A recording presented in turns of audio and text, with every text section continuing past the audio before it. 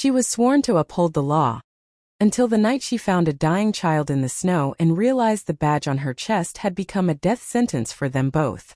Alara had spent 6 years believing her uniform meant something.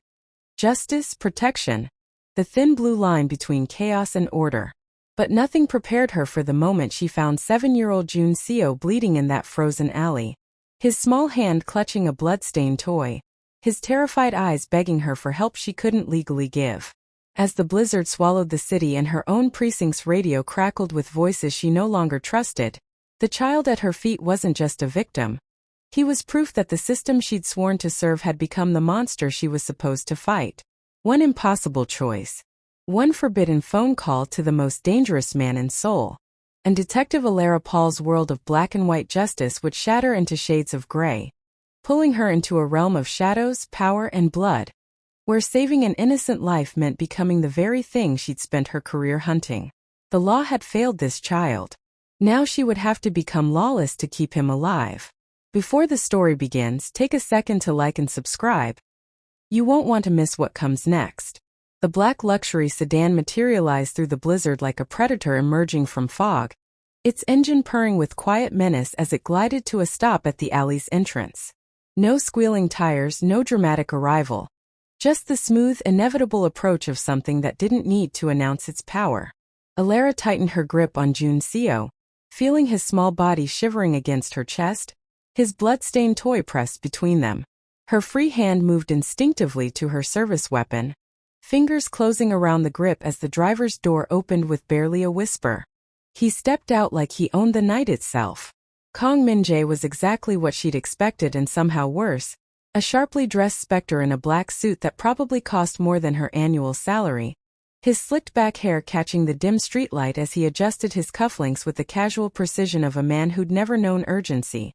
The tattoos on his neck were visible even in the shadows, intricate patterns that disappeared beneath his collar, and the rings on his fingers glinted as he raised his phone to his ear without looking at her. "Clear the route to Gangnam," he said in Korean, his voice carrying the same steel she'd heard on the phone. No police contacts. No witnesses. Alara drew her weapon, the Glock feeling heavier than it ever had during 6 years of service. Seoul Metro Police. Don't move. Min-jae ended his call with a tap of his thumb and finally turned his gaze on her. His eyes were dark, calculating, and completely devoid of fear. The eyes of a man who'd stared down far more dangerous things than an exhausted detective with a shaking gun hand. Detective Paul. He said her name like he'd known it for years, like he'd already decided what she was worth. "You called me. I came. Now put the gun down before you do something we'll both regret." "I called you to save him," Alara shot back, her arm still extended, barrel pointed at his chest. "Not to hand him over to a criminal. And yet here we are." Min-jae took a step forward, slow and deliberate, his hands relaxed at his sides. "Your precinct's dispatch has been monitoring your radio silence for the past 8 minutes. They know where you are. They're 2 minutes out, maybe less." He tilted his head slightly, studying her like a chess piece he was deciding whether to sacrifice or save. "So tell me, detective, do you trust them more than you trust me?" The question hit like a physical blow because she already knew the answer. She'd heard the voices on the scanner, recognized Captain Huang's coded orders, felt the sick twist in her gut when she realized the cleanup crew wasn't coming to help. Jun Seo whimpered against her shoulder, and Min-jae's expression shifted almost imperceptibly. Something flickering behind that cold mask that might have been recognition or memory, or something dangerously close to empathy. "His father saved my life once," Min-jae said quietly, and for the first time his voice carried something other than command.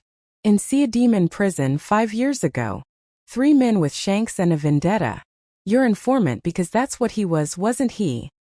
He stepped between them and me. Took a blade meant for my throat." He paused, checking one of his rings with methodical care. "I don't forget debts, detective. Especially ones paid in blood." Alara's hand wavered. In the distance she heard it, the wail of sirens that should have meant safety but now sounded like hunting calls. "Last chance," Min-jae said, opening the rear door of his car. "Get in, or watch them kill that boy to protect whatever secret his parents knew." Your choice. But make it fast. I don't wait for anyone. The sirens were getting closer. Through the falling snow, Alara could see headlights turning onto the far end of the alley. Moving fast, no light bars flashing. Dark sedans just like the ones that had taken Junseo's mother. She made her choice in the space between heartbeats. Alara holstered her weapon and ran for the open car door, sliding into the leather interior with Junseo clutched against her chest. Min-jae was behind the wheel before she'd even closed the door, the engine roaring to life as the first gunshot cracked through the night. The rear window spiderwebbed as a bullet punched through, missing Alara's head by inches. She threw herself over Junseo, covering him completely as Min-jae yanked the wheel hard, the car fishtailing on ice before the tires found purchase. "Stay down," he ordered, his voice sharp as broken glass. More gunshots. The side mirror exploded, but Min-jae drove like the devil himself, threading the sedan through the narrow alley with surgical precision, emerging onto the main street just as a second wave of corrupt cops tried to cut them off. And as Seoul's neon lights blurred past and her fellow officers tried to murder her in the street, Detective Alara Paul realized she just crossed a line she could never uncross. The law had become her enemy, and the criminal beside her, checking his rings even as he outran death, had become her only chance at salvation. The elevator ascended in silence broken only by Junseo's labored breathing, and the soft hum of machinery carrying them toward the sky. Alara kept her arms wrapped around the boy, feeling his fever burning through his thin uniform, while Min-jae stood perfectly still in the corner, his reflection multiplied in the polished steel walls. A dozen versions of the same dangerous man, all watching her with unreadable eyes. 53 floors.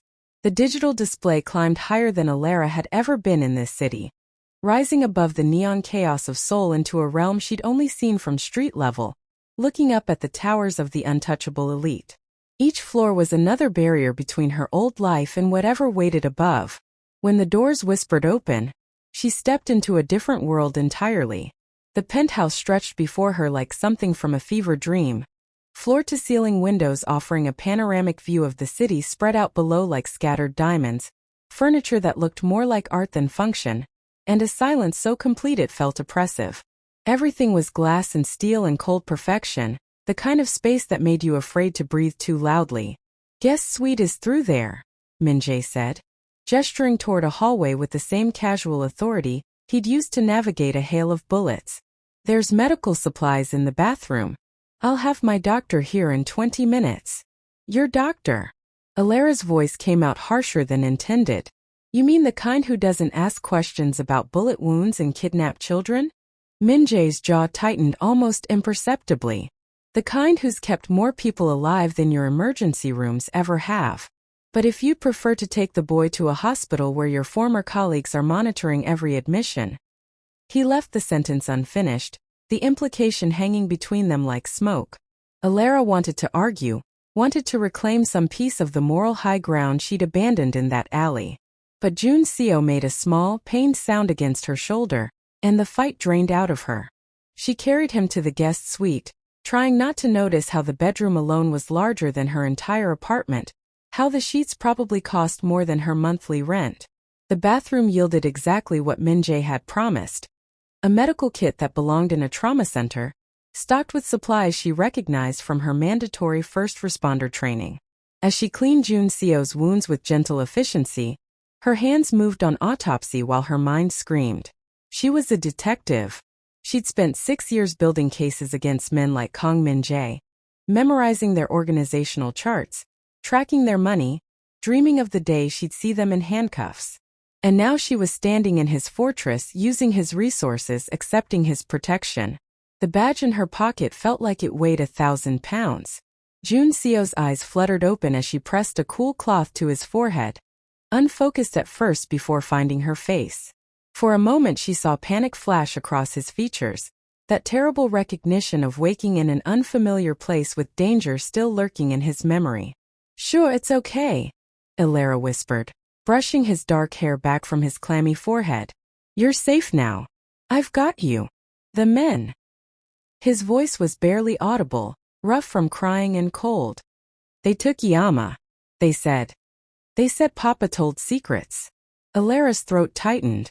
I know, sweetheart. But they can't hurt you here. I promise. It was a promise she had no right to make, no guarantee she could keep. But something in her tone must have reached him because Jun Seo's small hand found hers and gripped tight. His fingers trembling but desperate for an anchor in the storm.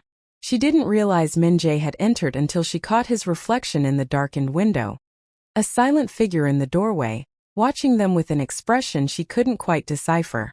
Not the cold calculation from before, but something rawer. Something almost human. Their eyes met in the glass, and for a long moment neither looked away. Alara saw the question in his gaze, the one he wouldn't ask aloud. Why would a cop risk everything for a stranger's child? The answer was simple and impossible to explain. Because someone had to. Because the law she believed in had revealed itself as a lie, and all she had left was the instinct to protect those who couldn't protect themselves. Min-jae broke the stare first, turning away, but not before she caught something in his expression that looked disturbingly like understanding. Like recognition. As if he saw in her the same impossible choice he'd once faced himself. The doctor will be here in 5 minutes, he said, his voice carefully neutral. There's food in the kitchen if you're hungry. My men will guard the elevator and stairwells. No one gets up here without my approval. He paused at the threshold, one hand on the doorframe, his rings catching the light. Get some rest, detective. Tomorrow we figure out how to find his mother before your precinct does. The way he said it made it sound like a certainty rather than a plan. Like he'd already decided she was staying, that they were in this together now. And the terrifying thing was, he was right. The doctor came and went like a ghost. An older woman with steady hands and no questions, who examined Jun Seo with clinical efficiency before declaring him stable and leaving behind enough medication to stock a pharmacy. Alara watched the whole exchange from the doorway, noting how Min-jae's people operated with the kind of practiced discretion that came from years of dancing in the shadows. By the time Jun Seo finally fell into an exhausted sleep, dawn was bleeding through the floor-to-ceiling windows, painting Seoul in shades of rose and gold. Alara found Min-jae in what appeared to be his office, a room of dark wood and leather that smelled faintly of expensive whiskey and old smoke. He stood before a wall of monitors displaying security feeds, traffic cameras, and data streams she recognized from the police database. Illegal access, all of it. You're using our systems, she said, unable to keep the edge from her voice. I've been using your systems for 5 years, detective. Min-jae didn't turn around, his attention fixed on the screens. How do you think I've stayed untouchable? Your precinct surveillance, your investigation files, your witness protection locations. I see it all before your captain does. The confession should have enraged her. Instead, Alara felt a sick kind of vindication. She'd always suspected corruption ran deeper than anyone admitted. Now she was standing in its beating heart. Jun Seo's father, she said, moving to stand beside him. You said he saved your life. Min-jae's jaw tightened, his fingers absently turning one of his rings. For a long moment Alara thought he wouldn't answer. Then he reached out and tapped a key, bringing up a photograph on the center screen. A police booking photo of a younger version of himself, bruised and bloodied, eyes blazing with defiant rage. Lee Donghyun was my cellmate in See a Demon, Min-jae said quietly. 5 years ago, when I was still building my organization, still making enemies faster than allies. The Viper Syndicate wanted me dead before I could become a problem. They paid 3 inmates to make it look like a shower accident. He paused and something flickered across his face, memory or regret or both. Donghyun wasn't a fighter. He was a low-level courier who got caught in a sting, facing 2 years for the crime of being in the wrong place. But when those men came for me with shanks, he threw himself between us, took a blade meant for my throat. Alara stared at the photograph, seeing the violence etched in those younger features, trying to reconcile it with the controlled predator standing beside her. He nearly died saving a criminal he barely knew, Min-jae continued. When I asked him why, he said, because someone has to stand up to monsters even in hell. After I got out, I made sure his sentence was reduced, his family protected, his debts erased. I thought the debt was paid. His voice hardened. I was wrong. They killed him because he was your informant. Alara said, the pieces falling into place. He was feeding you intelligence about the Vipers, and they found out. Not just the Vipers. Min-jae brought up another screen, surveillance footage from the alley where she'd found Jun Seo. He zoomed in on the license plate of one of the dark sedans, then ran it through a database that made Alara's blood run cold. That vehicle is registered to a shell company owned by Chief Inspector Hwang Ji-hoon. Your boss, detective. The room tilted. Alara gripped the edge of the desk, forcing herself to breathe. Hwang is working with the Vipers? Hwang is the Vipers' insurance policy. He's been covering their operations for years, erasing evidence, eliminating witnesses. Min-jae's voice was clinical now, devoid of emotion. Dong-hyun discovered the connection. That's why they killed him. And that's why they took his wife. She knows everything he knew. Alara's mind raced. If she's alive, she's leverage. They'll use her to draw out anyone Dong-hyun might have told. Or they'll eliminate her once they're certain she didn't pass the information on. Min-jae opened another window, his fingers flying across the keyboard with surprising speed. I've been tracking every medical facility in Seoul with the kind of security that doesn't ask questions. There are 3 possibilities. He pulled up files on each location, but it was the third that made Alara's breath catch. A private clinic in Gangbuk, registered as a rehabilitation center, but showing utility usage patterns consistent with intensive care. More damning were the vehicles in the parking lot, 2 of them matching the profiles of known Viper associates. That's not a hospital, Alara whispered. That's a black site. And Jun Seo's mother is inside.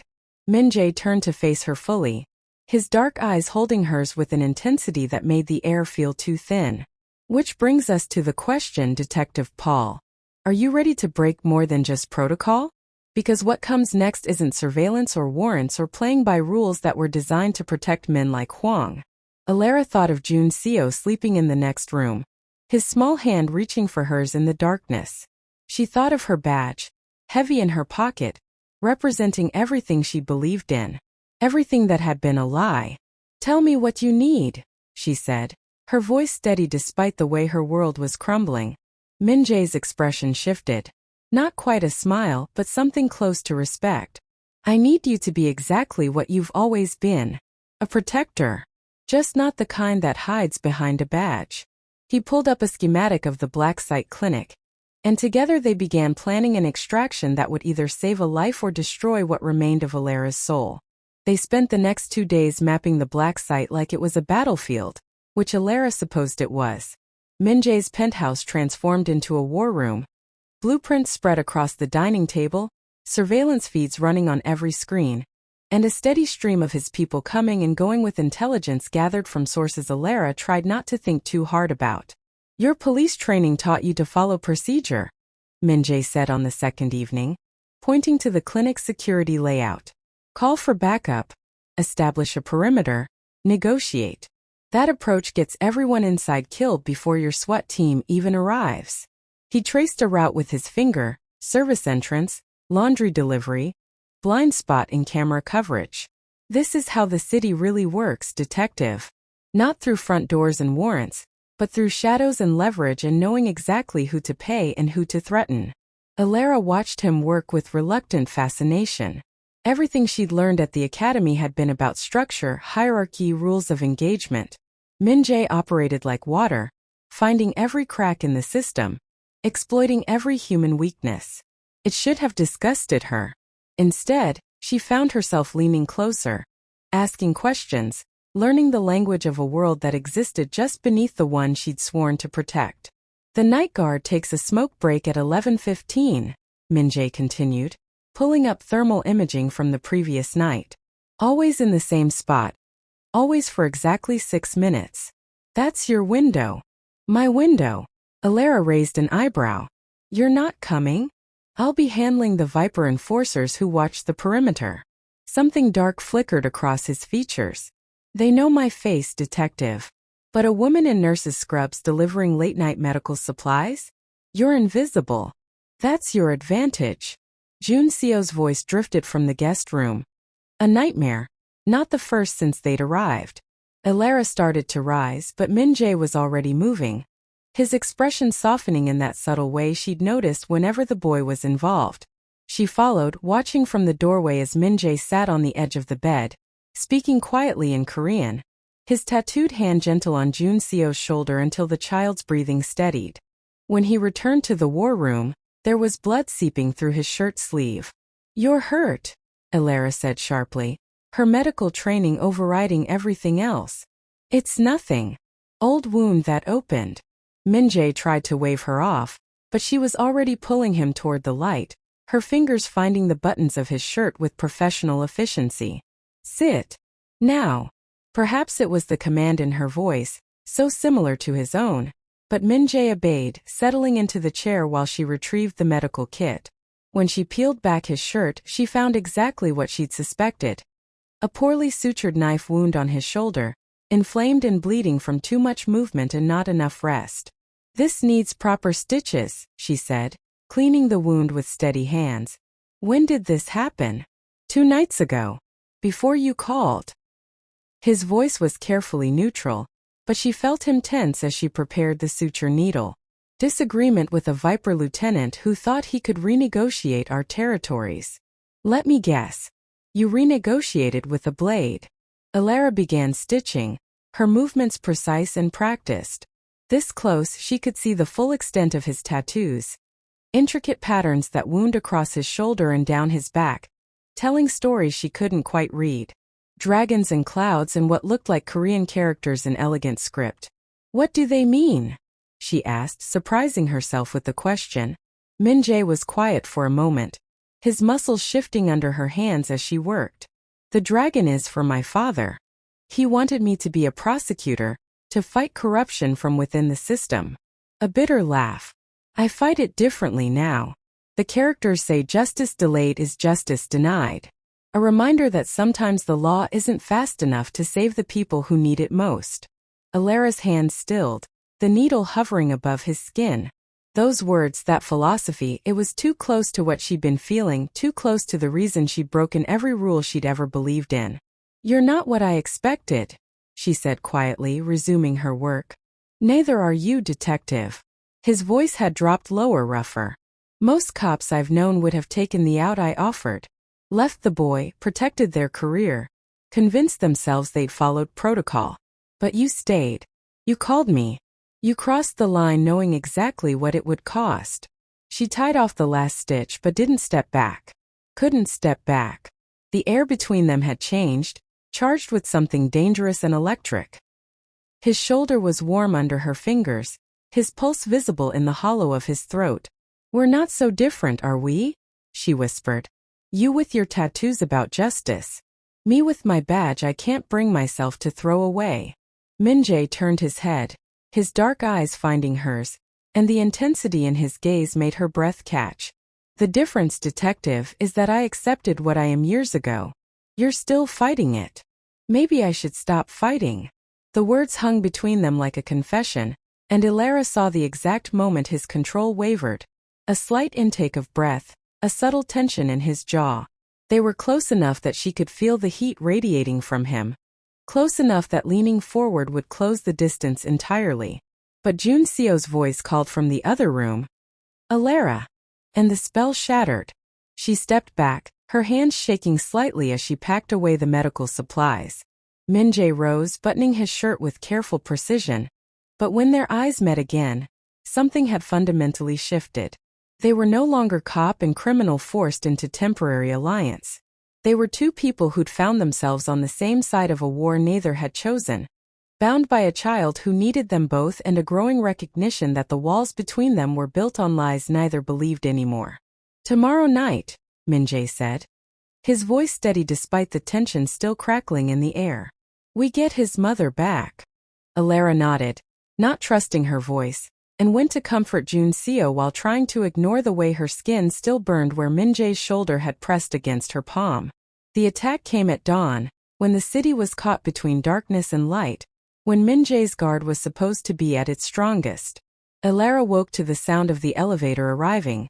Too early, wrong pattern, her cop instinct screaming danger before her conscious mind caught up.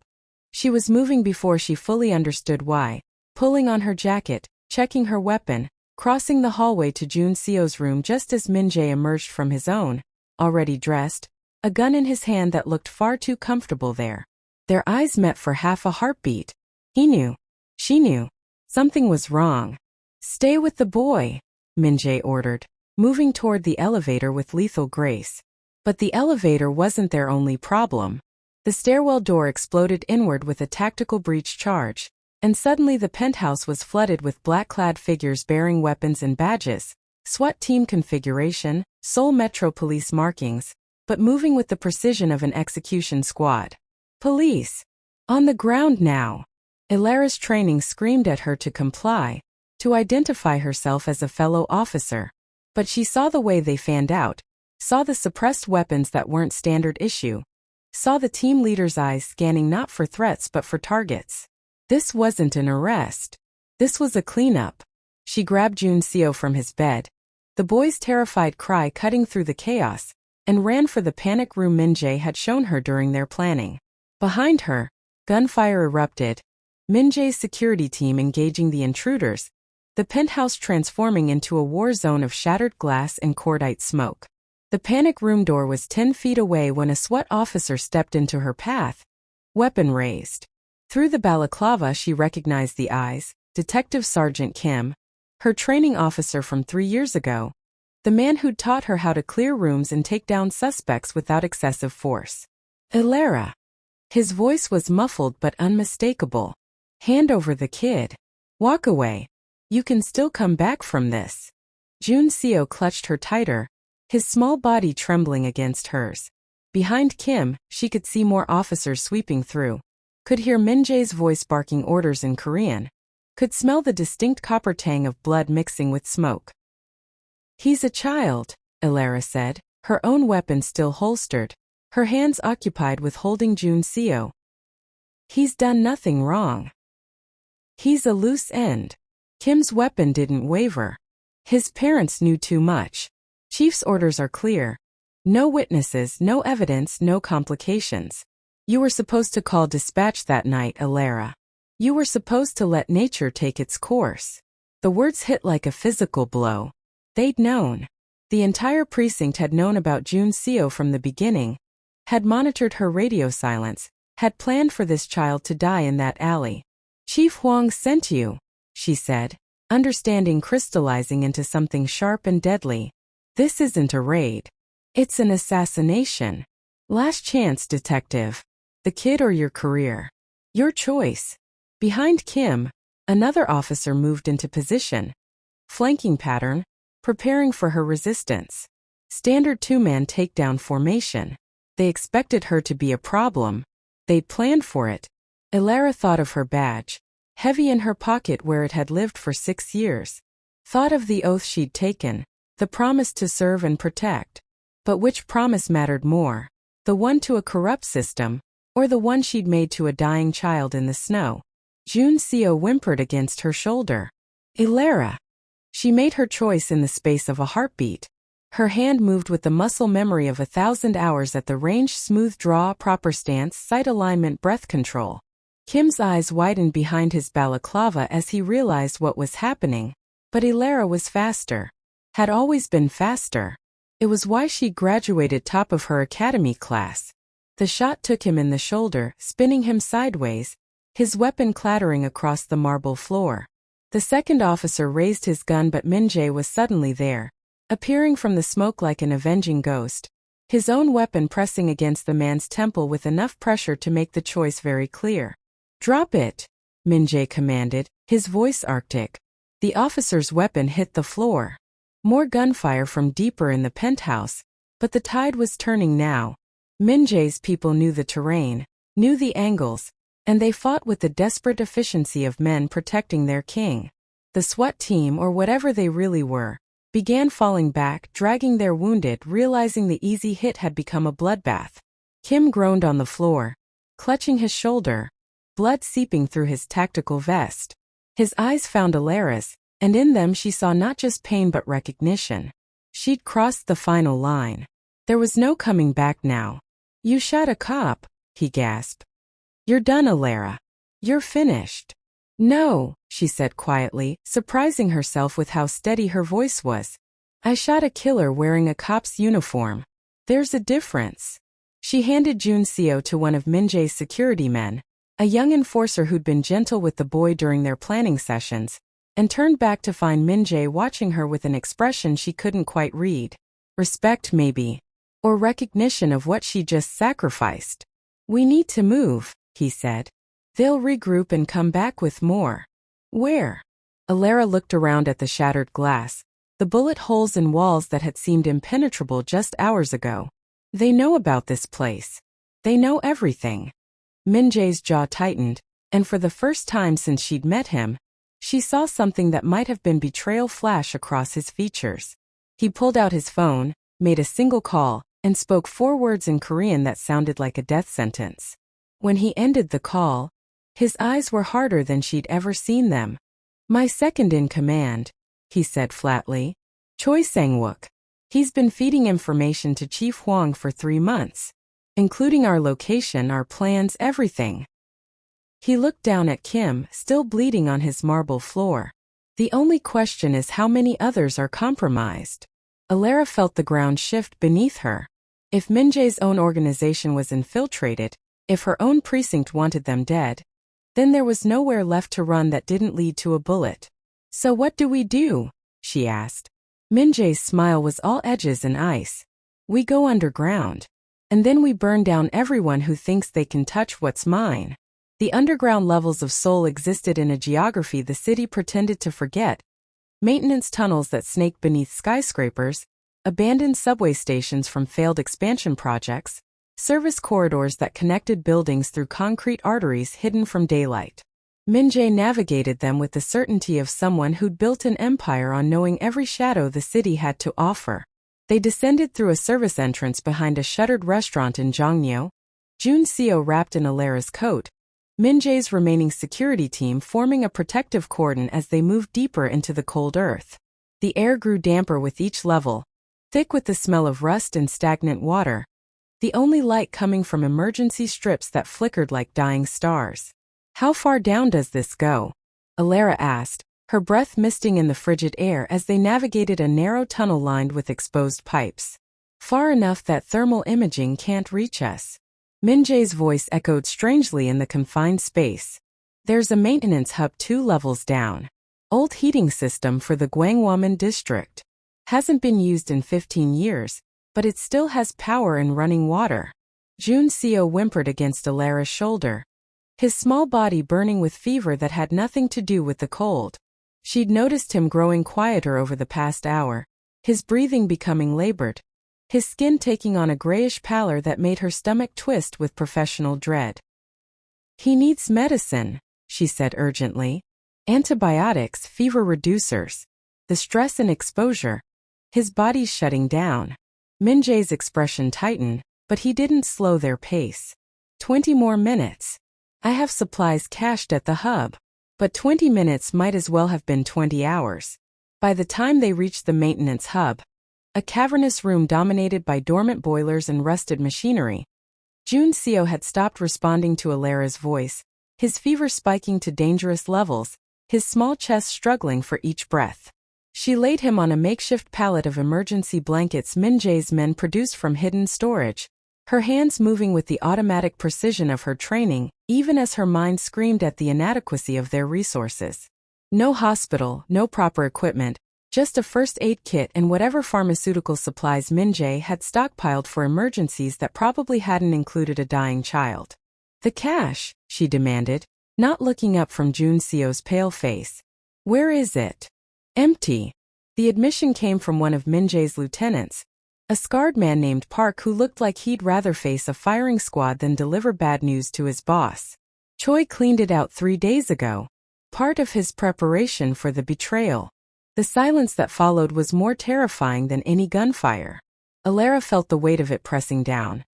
No medicine, no way to stabilize Juncio, no options that didn't involve surfacing into a city where every cop and criminal wanted them dead. There's a pharmacy 4 blocks north, Park continued quietly. 24-hour, minimal security. But the area's being watched. Chief Hwang has patrol units sweeping the district. Then we make a run, Elara said, already calculating routes and timing. I'll go. I'm still a cop on paper. If I'm caught, I can talk my way. You shot a police officer, Min-jae interrupted, his voice flat. Your face is probably on every precinct screen in Seoul by now. You go up there, you're arrested or killed within minutes. Then what do you suggest? Alara's voice cracked despite her best efforts. We sit here and watch him die? Min-jae looked down at Jun Seo, something flickering across his features that might have been his own memories of helplessness, of watching people he cared about slip away. He knelt beside the boy, his tattooed hand reaching out to touch Jun Seo's burning forehead with surprising gentleness. I'll go, he said quietly. Park, you're in command while I'm gone. No one moves unless Detective Paul orders it. Sir. Park started to protest. That's an order. Min-jae stood, already checking his weapon, his face settling into the cold mask Elara had first seen in that alley. But before he could leave, she grabbed his arm. You can't. They know your face better than mine. You're the primary target. Which is why they'll never expect me to surface.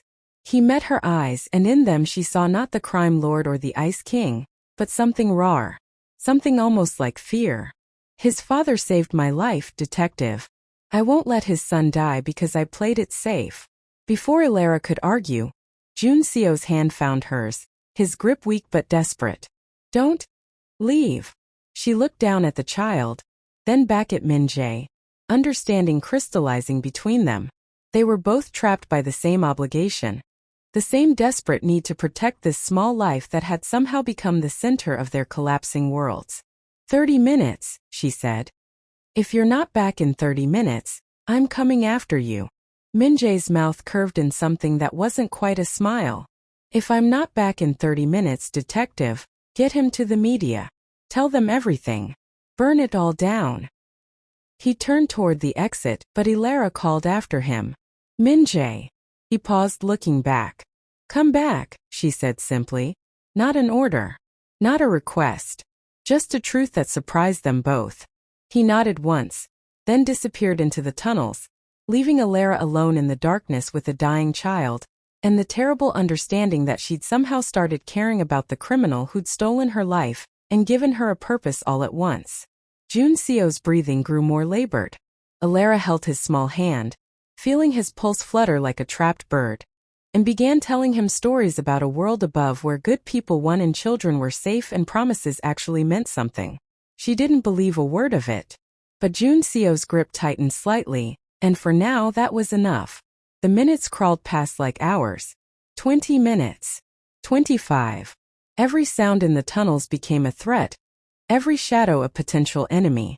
Elara kept her weapon ready, kept her attention split between Jun Seo's declining vitals and the entrance where Min-jae had vanished. At 28 minutes she heard footsteps. Too heavy, too many. Her hand moved to her gun, but it was Min-jae who emerged from the darkness, blood on his sleeve and a pharmacy bag clutched in his hand like a holy relic. Their eyes met across the dim space, and something passed between them that needed no words. He'd come back. Against all logic, all self-preservation, all criminal wisdom. He'd come back for a child who wasn't his and a woman who'd been his enemy just days ago. Elara took the medicine with shaking hands and went to work saving Jun Seo's life while Min-jae watched, his carefully constructed eyes finally cracking to reveal the human underneath. Jun Seo's fever broke just after dawn, his breathing evening out as the antibiotics fought back the infection that had nearly claimed him. Elara sat beside him in the dim maintenance hub, exhaustion pulling at her bones, when her confiscated police phone, the one she'd thought Min-jae's people had destroyed, buzzed to life on the concrete floor. She stared at it like a serpent, watching Chief Huang's name flash across the screen. Min-jae appeared at her shoulder, his presence solid and somehow reassuring despite everything he represented. Answer it, he said quietly. Let's hear what he wants. Elara picked up the phone with steady hand. She didn't feel impressed except. Chief. Detective Paul. Huang's voice was smooth, paternal, the same tone he'd used when promoting her to homicide 3 years ago. I'm disappointed. I gave you every opportunity to do the right thing. The right thing. Elara's laugh was bitter. You mean let a child die in an alley? Stand by while you murder witnesses? That kind of right thing. I mean understanding that some battles can't be won. That some secrets are too dangerous to expose. Pause heavy with implication.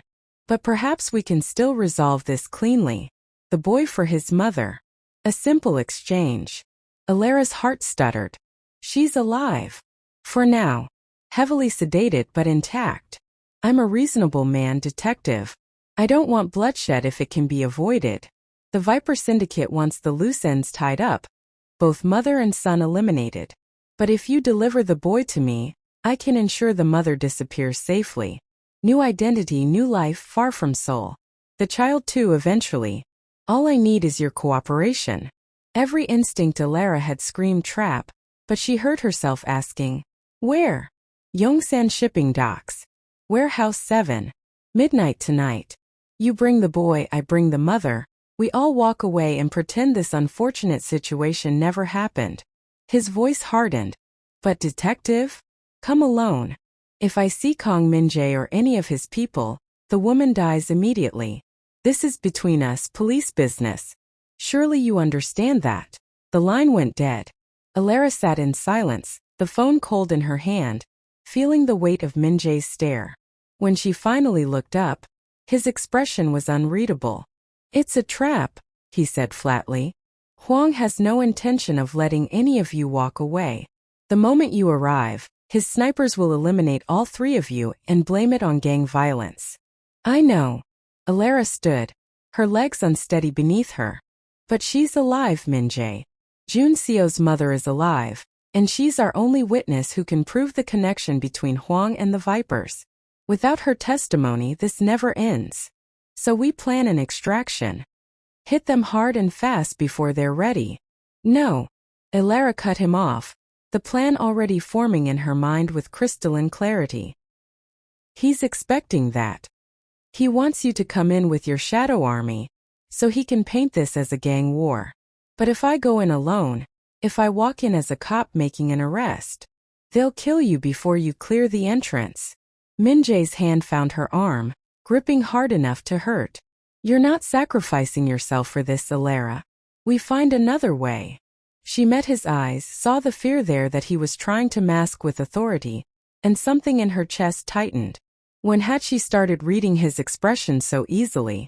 When had his concern started mattering more than it should? I'm not sacrificing anything, she said softly. I'm doing what I do best. I'm going to walk in there with my badge and my weapon, and I'm going to make an arrest Chief Inspector Huang Ji-hoon for corruption, conspiracy, and murder. Everything by the book, everything recorded, everything legal. With a SWAT team waiting to execute you. With a shadow army hidden in the containers, covering every angle. Ready to move the moment I give the signal. She pulled out of his grip, started pacing the cramped space. You said it yourself, they're not expecting me to walk in as a cop. They think I've gone rogue, that I've abandoned my oath. But what if I haven't? What if this is still an arrest, just with unconventional backup? Min-jae was quiet for a long moment, his tactical mind clearly running scenarios. The docks are a kill box. 50 containers, multiple sightlines. No cover once you're in the open. My people would need to be positioned hours in advance. So we position them. Your men know those docks better than Huang's pet SWAT team.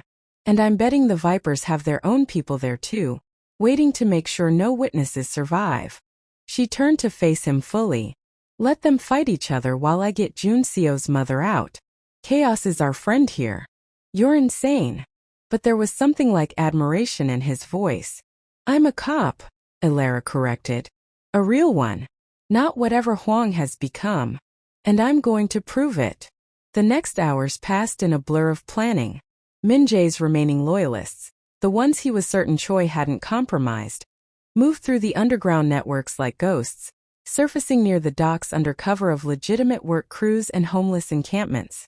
Park coordinated positions with military precision, while Min-jae marked kill zones and extraction routes on blueprints spread across a rusted boiler.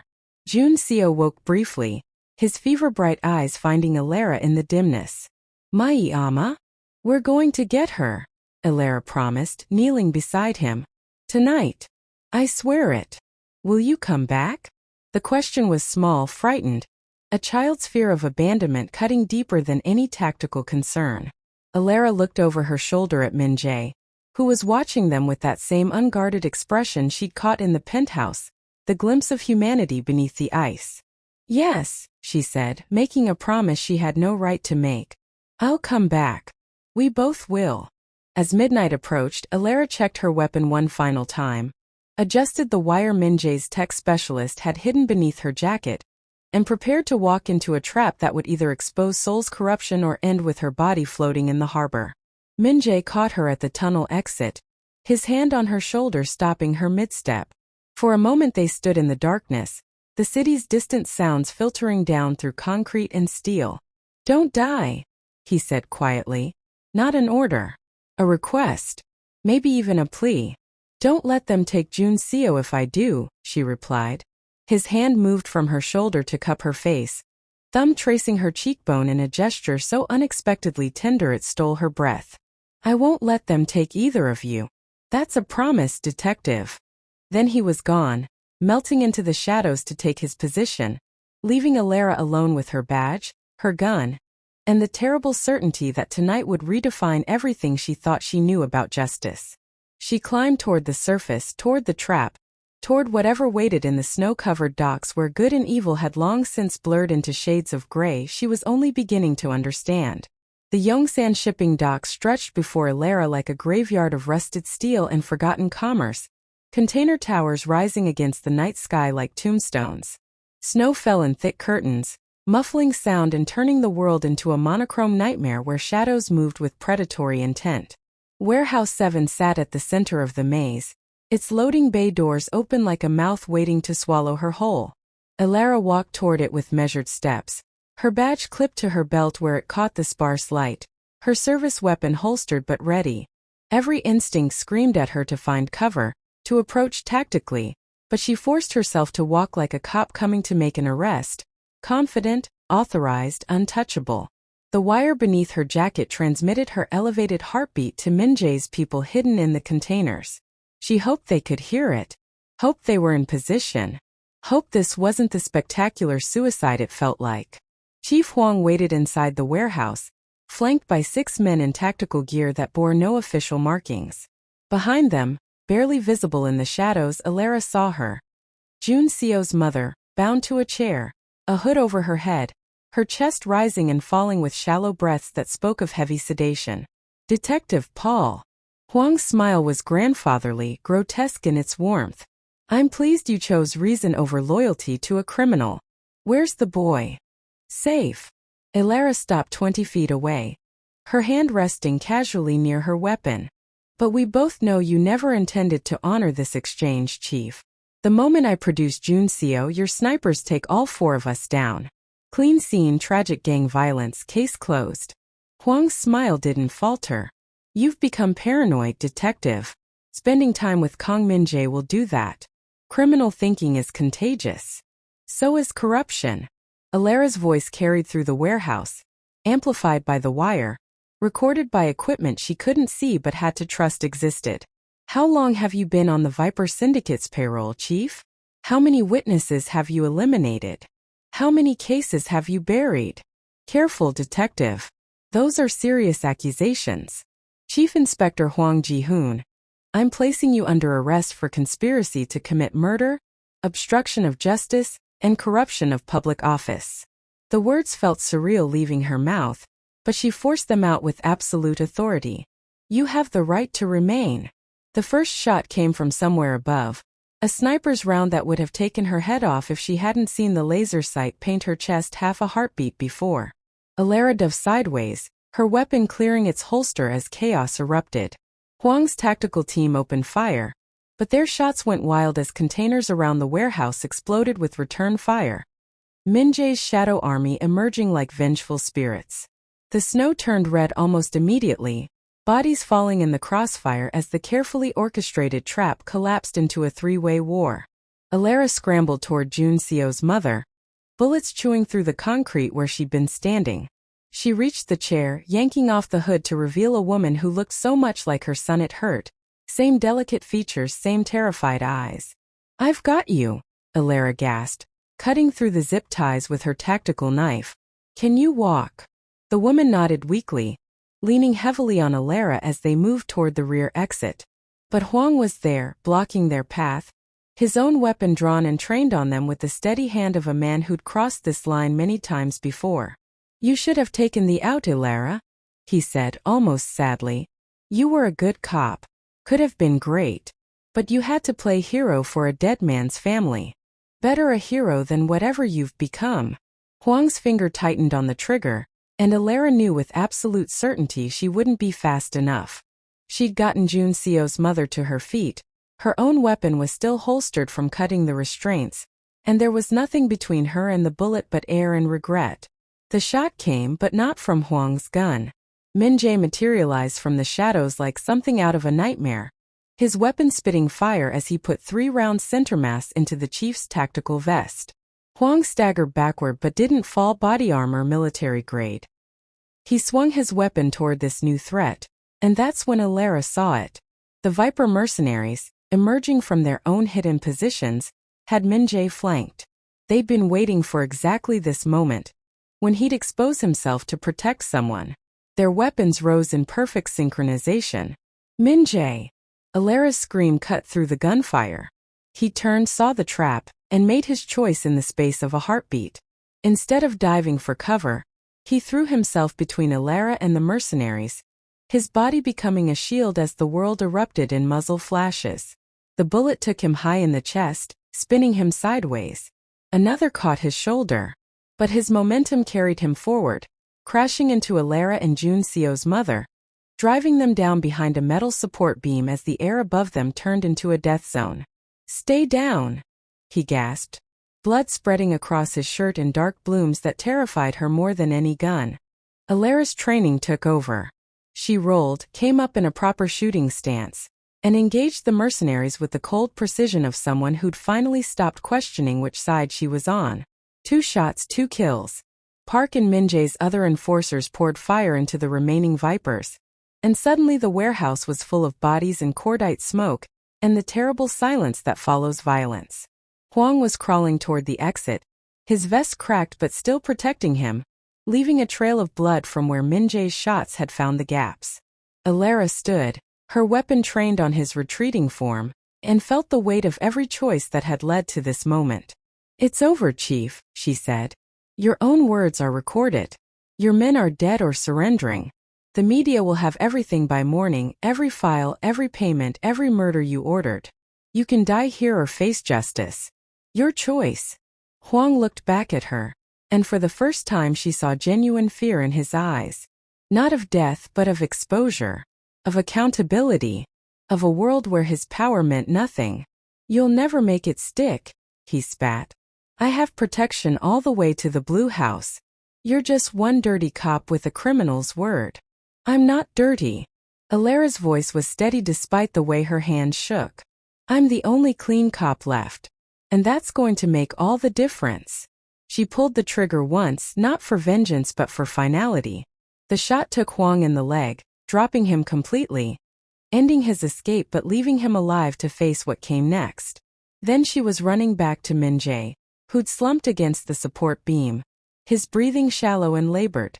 Jun Seo's mother cradled his head in her lap, her sedated eyes clearing enough to recognize the man who'd saved her son, who'd just taken bullets meant for her. "Don't you dare die," Alara commanded, her hands already working to slow the bleeding, her medical training fighting against the terror threatening to overwhelm her. "Not after everything. Not after." "After what?" Min-jae's smile was weak but genuine, his hand finding hers where it pressed against his chest. "After you finally admitted you care whether I live or die?" "Yes," she whispered fiercely. "Damn you, yes." Sirens wailed in the distance, real ones this time responding to the gunfire, bringing real cops who might still believe in what the badge was supposed to mean. Min-jae's people melted into the shadows like they'd never existed, leaving only the evidence that mattered. Huang alive and confessing, the recordings intact, and 2 people who'd crossed every line to protect an innocent life. "The boy," Min-jae gasped. "Is his mother safe?" Junseo's mother answered, her voice hoarse but clear. Because of you both. Thank you. Alara held pressure on Min-jae's wounds and waited for the sirens to arrive, knowing that whatever came next, arrest, investigation, the complete dismantling of her career, it was worth it for the child sleeping in the tunnels below and the man bleeding in her arms who'd taught her that justice and law weren't always the same thing. The interrogation room at the Internal Affairs headquarters felt smaller than the underground tunnels, somehow more suffocating despite the fluorescent lights and legal presence of 3 attorneys Min-jae had somehow arranged from his hospital bed. Alara sat across from Detective Yoon and 2 prosecutors who looked like they'd aged a decade overnight, trying to untangle the web of corruption she'd exposed. Let me make sure I understand correctly, Detective Paul. The senior prosecutor adjusted his glasses with trembling fingers. You're claiming that Chief Inspector Huang, along with 6 other senior officers, were actively working with the Viper Syndicate to eliminate witnesses, including a 7-year-old child and his mother. I'm not claiming anything. Alara slid the USB drive across the table, the one containing every recording, every surveillance feed, every piece of evidence Min-jae's people had compiled over the past week. I'm providing documented proof.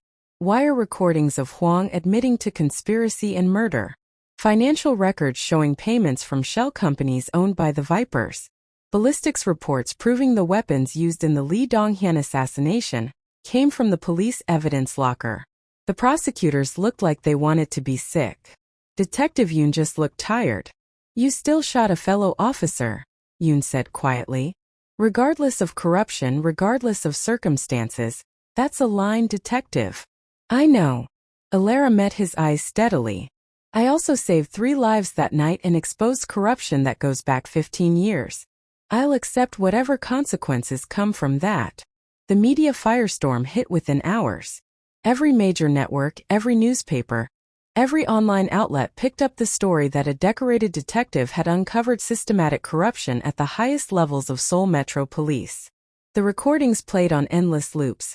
Huang's cold admission of eliminating witnesses, his tactical team opening fire on a fellow officer, the Viper mercenaries coordinating with police forces. By morning, 6 senior officers had been arrested. By afternoon, the Minister of Justice had called for a complete audit of the department. By evening, Alara Paul was simultaneously the most celebrated and most controversial cop in South Korea. She visited Min-jae in the hospital 3 days after the docs, finding him propped up in a private room that looked more like a luxury suite than a medical facility. The bullet wounds were healing, his doctors said, though he'd carry the scars forever. Physical reminders of the night, he'd chosen protection over self-preservation. They're calling you a hero, he said as she entered, his voice stronger than it had been. The cop who stood against corruption. They're also calling me reckless, dangerous, and a traitor to the uniform. Alara settled into the chair beside his bed. Exhaustion etched into every line of her face. The narrative depends on which channel you watch. And which narrative do you believe? She was quiet for a long moment, turning her badge over in her hands, the shield she'd carried for 6 years, that had meant everything and nothing at all. I believe I did what needed to be done. But I also believe I can't wear this anymore. Min-jae's expression shifted. You're resigning. Tomorrow morning. Full resignation, no strings, no deals. She set the badge on his bedside table, the metal gleaming under the harsh hospital lights. Junseo and his mother deserve protection. And they can't get it if I'm still tied to a department that tried to kill them. Better to make a clean break. They're safe, Min-jae assured her. New identities, new city, witness protection funded through channels the Vipers can't touch. The mother's testimony, combined with your evidence, will dismantle what's left of their Seoul operations. She'll never have to hide forever. And Junseo? Alara couldn't keep the catch from her voice. Will he be okay? He's a survivor. Like his father. Like his mother. Min-jae's hand found hers on the bedside table, his rings warm against her skin. Like you. They sat in silence, the weight of everything that had happened settling between them. Alara thought about the woman she'd been a week ago, the by-the-book detective who believed in systems and structures and the absolute authority of law. That woman was gone, replaced by someone who understood that justice was a choice you made every day, not a title you wore. What will you do now? Min-jae asked quietly. After tomorrow, after the badge is gone, what comes next for Detective Alara Paul? I don't know. She met his eyes, seeing past the Ice King facade to the man who'd taken bullets for a stranger, who'd risked his empire to honor a debt to a dead friend, who'd somehow become the most honest person she knew despite being a criminal. I suppose I'll figure it out. I have a proposition. Min-jae's grip on her hand tightened slightly. My organization needs restructuring after Choi's betrayal. I need someone who understands both sides of the law, who can help me identify which operations cross lines that shouldn't be crossed. Someone who can be a conscience of sorts. You're offering me a job? Alara's laugh was half disbelief, half something that felt dangerously close to hope. As what? Your personal moral consultant? As someone who keeps me human. His voice was serious now, stripped of irony or calculation. The penthouse has been repaired. Your suite is still there. And there's a 7-year-old boy who asks about you every time I call to check on him, who drew you a picture and made me promise I'd make sure you were okay. Alara felt something crack in her chest, the last of her resistance crumbling. I shot a cop, Min-jae. I crossed every line I swore I wouldn't cross. I'm not sure I'm qualified to be anyone's conscience. You crossed those lines to protect an innocent life. That's the definition of having a conscience. He pulled her hand closer, and she let herself lean into the warmth of his presence. Stay. Not as a cop, not as my employee. Stay as someone who reminds me why power should be used to protect rather than destroy. And what would that make us? The question was barely a whisper. Min-jae's smile was soft, genuine. Nothing like the Ice King who'd first stepped out of that black sedan. Partners. Allies. Whatever we decide to be, as long as you're here. Alara thought about the badge on the table, about the life she was leaving behind. Then she thought about Jun Seo's small hand in hers, about the underground tunnels where she told stories to a dying child, about the way Min-jae had thrown himself between her and death without hesitation. I have conditions, she said finally. Name them. No killing unless absolutely necessary. No targeting innocents. No operations that harm children or families. And if I say something crosses a line, we stop and find another way. Min-jae considered this, his expression thoughtful. You're asking me to run a criminal empire with a moral code. I'm asking you to be the man who saved Jun Seo, not the one his enemies feared. There's a difference. There is. Min-jae's thumb traced circles on her palm, and she felt the warmth of it spreading through her entire body. And you're the only person who's ever made me want to choose which man I am. The next morning, Alara walked into the commissioner's office and laid her badge on his desk with steady hands. She gave no statement, made no excuses, simply turned and walked away from the only identity she'd ever known. But when she stepped out into Seoul's morning light, Min-jae's car was waiting at the curb. Not the intimidating black sedan, but something simpler, more human. He opened the door himself, and when she slid into the passenger seat, it felt less like surrender and more like choosing a different kind of battle. Ready? He asked. Alara looked back at the police headquarters one last time, then forward at the city spread before them, all its shadows and light, all its corruption and possibility. Somewhere out there, Jun Seo was safe, his mother was healing, and justice had been served outside the system that was supposed to deliver it. Ready, she said.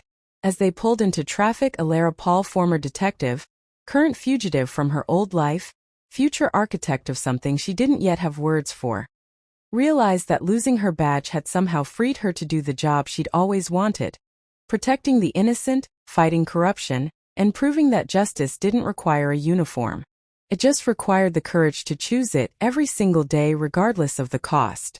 And beside her, Kong Min-jae, crime lord protector, the man who'd shown her that even darkness could serve the light if aimed correctly, smiled and drove them toward whatever complicated, dangerous, strangely hopeful future they'd build together. One choice at a time. If this story made you feel something, like the video and subscribe for more.